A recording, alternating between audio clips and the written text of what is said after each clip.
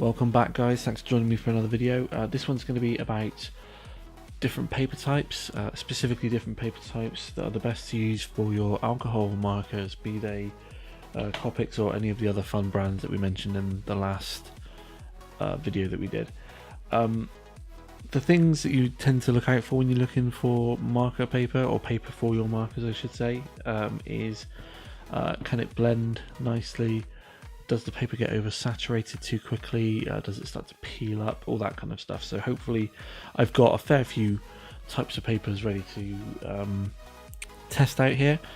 The last video did go on for a bit too long, so hopefully I'm not going to ramble too much on this one. It is a bit more of a straightforward video in fairness, even though there's more products to go over. So let's just jump into it. And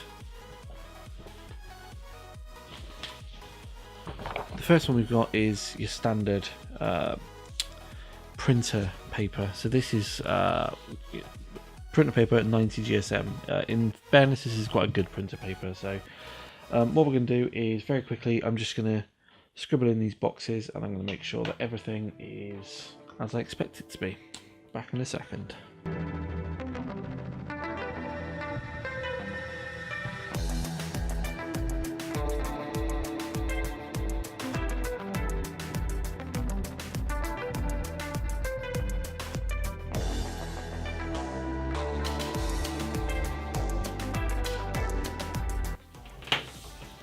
Okay, so there's the basic big box of colour, slightly narrower box of colour, and a blended sphere there.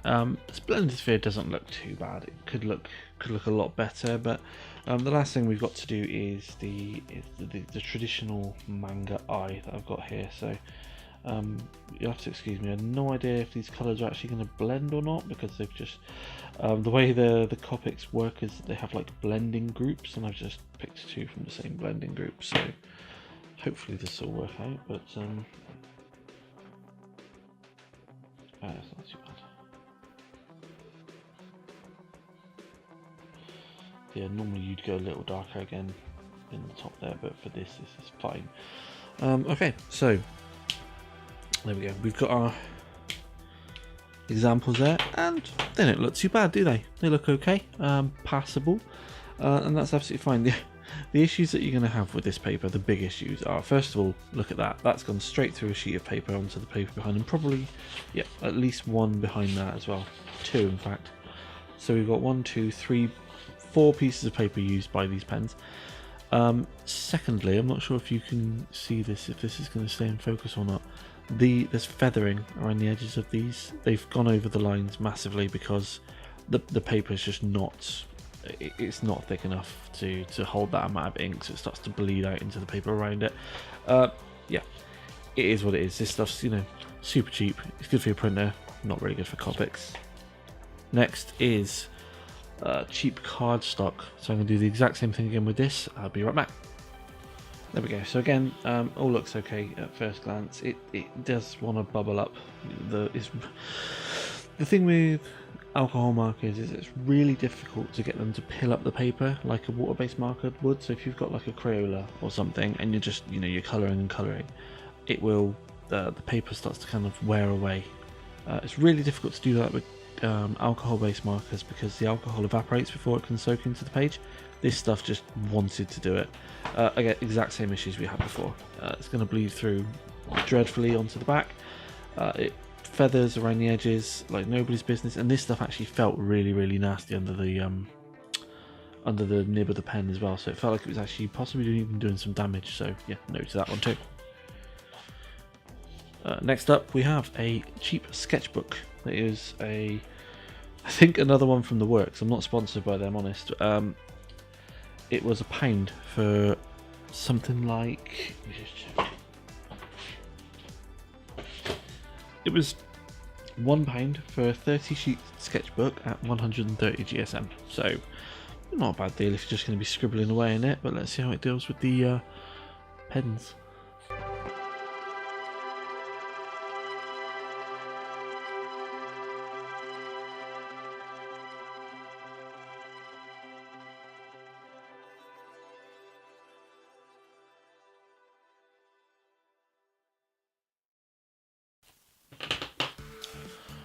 Okay, so yet another one. This one feathers and spreads out worse than the last one, actually. That sphere is horrendous. It's, you know, it's cheap, and it's cheap for a reason. I don't think any of these cheap ones are actually acid free either, which is another thing you should really look for when you're looking for marker or paper for your marker pens. Yeah, again, that's going to be no good. If you've got anything that you want to actually be neat in any kind of way, you're not going to want that. So I'll say goodbye to that one. The next one is an interesting one. This is actual marker paper. Now, this isn't particularly thick. It's very thin, in fact. It's only 70 GSM, but this is supposed to be bleed proof, and it is acid free, and it's made specifically for the use of alcohol marker pens. Now, this one is from a company called Cass. They're an art supplier in the UK, maybe elsewhere as well, I don't know, but this is their brand of marker paper. This isn't the Copic or the Winsor & Newton, because they do their own, but this is just the, you know, generic Cass shop brand one. So let's see how this one fares.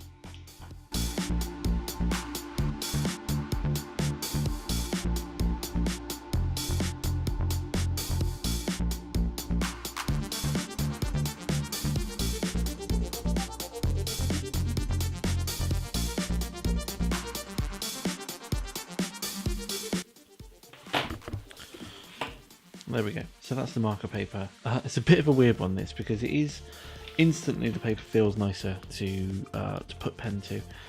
It's much smoother. The nib glides on it a lot more. This one and this one, absolutely fantastic. The sphere, no blending whatsoever there. The big problem with this paper is it's coated, so the ink just kind of stays there. And then when you go back over it with another colour, it reactivates. The eye had the same problem. So the next one we're going to look at, I mean, that's okay. It's not bad, but it is expensive. It's like £5 for 50 sheets or something. Right, so next up we've got the Bristol Board. This is a nice thick, almost like a card consistency, or it is card basically. It's 250 GSM, significantly more expensive than any of the ones that you've had before this. So this is, in my local art store, around about £5 for 25 sheets, which is quite a lot compared to, you know, £1 for 30 on that cheap sketchbook. But let's see how it does.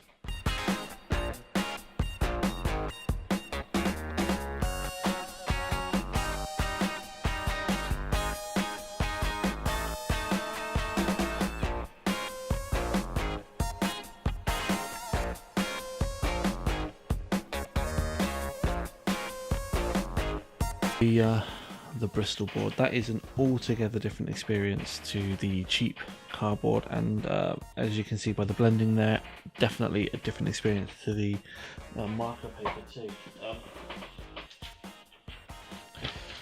The marker paper, excuse me, the marker paper is great for flat colours. If you want just a flat colour laid down consistently, marker paper is fantastic. If you want to do any kind of blending, any kind of shading with your markers, Bristol Board is, you know, it's a lot more expensive, as I said, but it is also just a different league when it comes to the blending.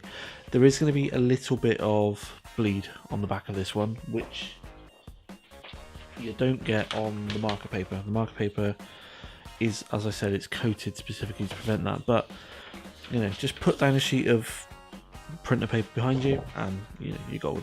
So the next one we've got is the most expensive, but generally the one that people recommend.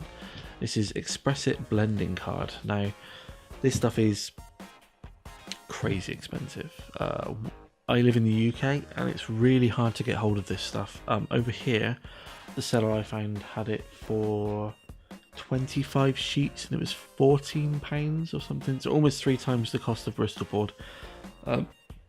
It's 250 GSM like Bristol Board, so I'm going to see if this is worth the extra money now.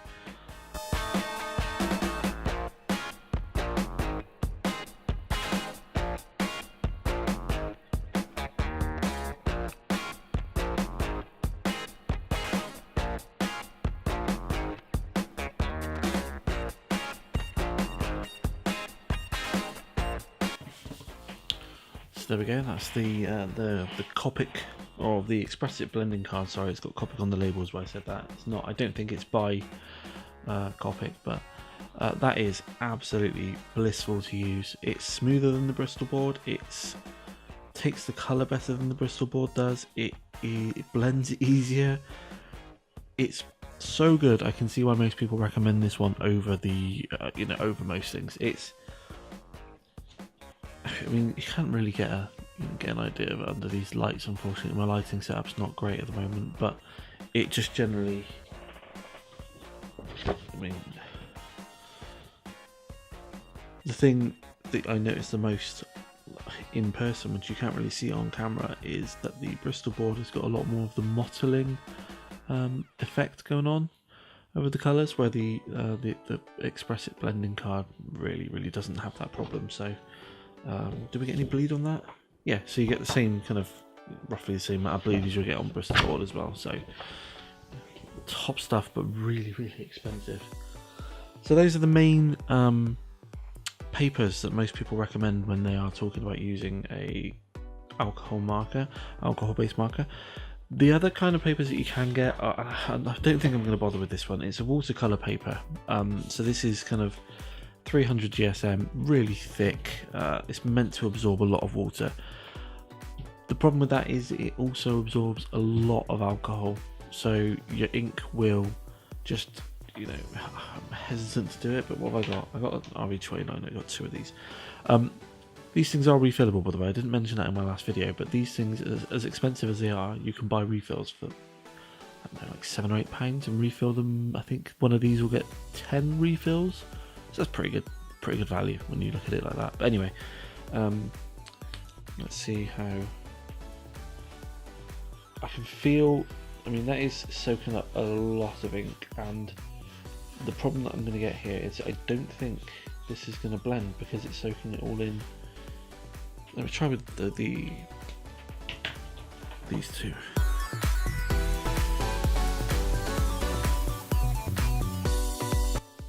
Now we've got some feathering on this, so it is going to the other side quite a lot. Yeah, I think this is going to happen. There's going to be hardly any blending on this. It probably looks okay on camera right now, but this is quite severe. What do you call it? Banding on this, so you can definitely see where one starts and the other one. One ends and the other one starts. I mean, you're still getting bleed on this because I soaked it with so much ink. So, with the amount that this stuff costs, I wouldn't bother using it for Copics. There's, better papers out there definitely for cheaper than that. And the one kind of random one that I wanted to try, again, I don't think I'm going to go through all of the boxes on this one. This is called No Show Through paper, and it's by a company called Rendr. Now, this was fairly expensive because it came as a sketchbook. I think this was around £15 for 25 sheets. Technically, if their claims are believed, this is 50 sheets because it doesn't bleed through to the other side. It should, which I find hard to believe, but I'm going to give it a go. I'm going to use my RV29, the lipstick red, I think it's called. Oh no, this is crimson. And I'm going to, with the chisel nib, I'm going to try and bleed it through to the other side. So I'm going to use...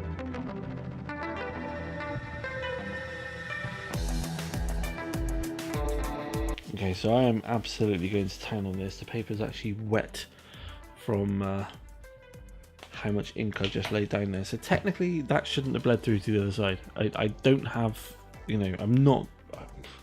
I'll believe it when I see it, basically. I don't think this is the case. So let's have a look. Jesus Christ. Oh, excuse me. That is insane. I've just overloaded that with so much ink. I kind of want to see if I can get it to go through to the other side now. So I was getting a bit vigorous with my pen there. No, it just won't go through. That is amazing. I thought that might be some of it showing through, but I think that's from where I rested it on top of there's some tiny little black dots which you can't see. but it's just where I rested it on another piece of dirt. That is incredible. That didn't, I mean, you can see there the amount of ink that I've soaked into that. It's feathering out the edge of that circle quite badly. I don't think you'd get much blending out of this. Give that a go.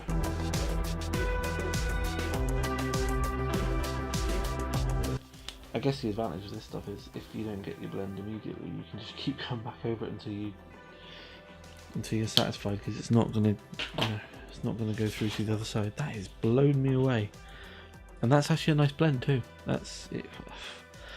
Irritatingly, that looks on camera, that looks really harsh, but that's actually quite a decent blend from that green into that blue. Sorry, the blue green into the blue. That's wow. Okay, this one is fantastic if expensive, but damn does it live up to its claims. So short summary of the outcome of this video then. Don't buy printer paper. Don't buy cheap card. I mean, buy printer paper, but use it for your printer. Don't buy cheap card for your alcohol markers. Don't use cheap sketchbook paper for your alcohol markers. Definitely don't use watercolor paper for your alcohol markers, because I feel like that would probably wreck them over time. Go for either marker paper if you're going to be doing some flat color designs, anything that's kind of more how would you put it, kind of almost like vector looking in nature. Bristol Board, which is, in my opinion, this stuff is probably the best balance between quality and cost, because it's damn near as good as the Copic paper. Oh, sorry, the Expressive paper, the Expressive blending card. For me anyway, like almost a third of the cost. So that's a fantastic one to go for.